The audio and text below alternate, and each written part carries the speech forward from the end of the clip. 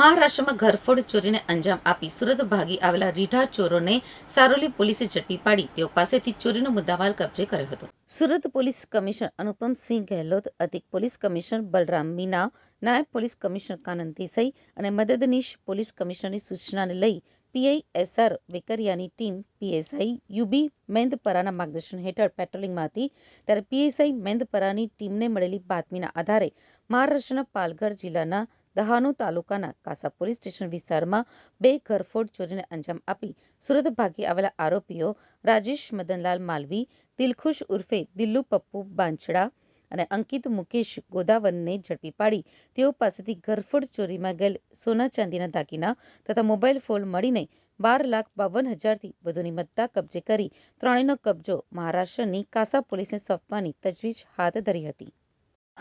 Saroli police station વિસ્તારમાં neon checkpost આવેલી છે. ગઈ તારીખ 16 માર્ચના રોજ જે રેગ્યુલર અમારું નિયોન ચેકપોસ્ટ વાહન ચેકિંગ ચાલે છે એ વાહન ચેકિંગ દરમિયાન અમને એક શંકાસ્પદ મૂવમેન્ટ જણાઈ અને અમારી પાસે લોકલ ઇન્ફોર્મેશન પણ હતી કે આમાં મહારાષ્ટ્રથી અને વાપી વલસાડથી જે ચોરી કરનાર ગેંગ છે એ લોકો આ પ્રકારની કોઈ લક્ઝરીમાં બેસી અને આવી રહ્યા છે. એટલે અમારું જે સઘન વાહન ચેકિંગ ચાલતું હતું એ દરમિયાન આ લોકોને ખ્યાલ આવી જતા પાછળની લક્ઝરીમાંથી આ લોકો કૂદીને ત્યાંથી ભાગવાનો પ્રયત્ન કરતા પોલીસે ઇમિડિયેટલી એ લોકોને પકડી લીધેલા હતા.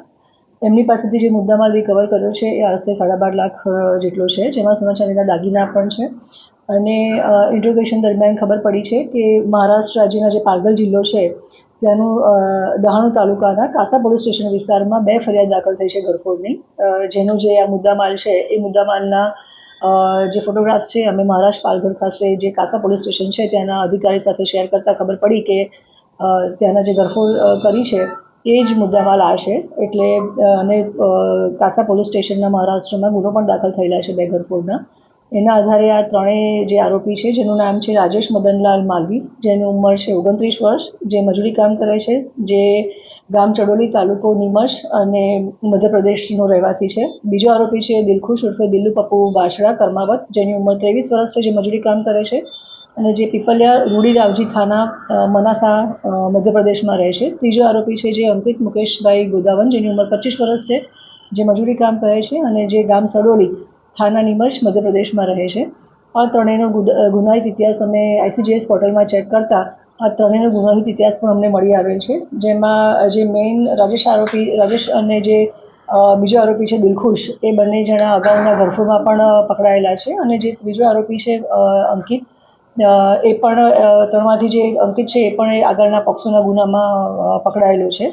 સો જે અત્યારે આપણે ટેકનોલોજીનો યુઝ કરી રહ્યા છે ડિપાર્ટમેન્ટમાં, એમાં પણ આઈસીજીએસ પોર્ટલમાંથી અમને એમનો આગળનો ગુનાહિત ઇતિહાસ મળેલો છે, જેના આધારે અમે આ લોકોને અટક કરેલી છે. મુદ્દામાલ પણ અમે રિકવર કર્યો છે.